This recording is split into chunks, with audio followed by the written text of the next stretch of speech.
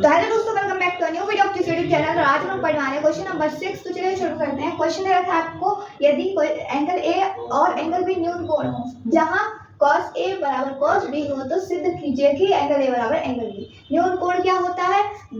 जिस कोण का मान 90 डिग्री से कम होता है वो न्यून कोण होता है, और 90 डिग्री वाला जो होता है कोण उसको समकोण बोलते हैं। ठीक है, तो और 90 से अगर ज्यादा है किसी कोण का मान तो वो होता है अधिक कोण। तो यहाँ पर आपको कहा गया है कि एंगल ए और एंगल बी न्यून कोण है, यानी कि 90 से कम है उनका मान। ठीक है, तो यहाँ पर हम लोगों ने क्या किया है, माना एक त्रिभुज एबीसी है जिसका एंगल सी 90 डिग्री है।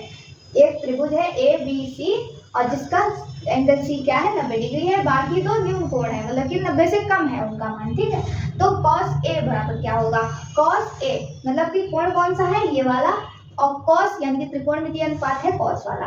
तो cos A इस कोण के सामने वाली भुजा लंब हो जाएगी, AC आधार हो जाएगी और ये कर्ण की रहेगी। ठीक है, तो यहाँ से हम लोग cos A का मान कैसे बताएंगे, AC बटे AB लिख लिया।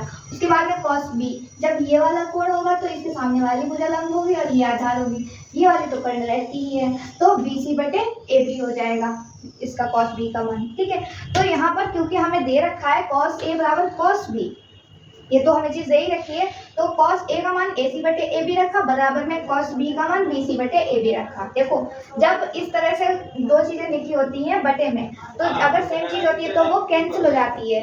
ठीक है, मतलब कि एक दूसरे से कैंसिल करी जा सकती है। जैसे कि 1/5 बराबर में 1/5 लिखा है, तो इस 5 से ये 5 कैंसिल हो जाएगा इस तरह से।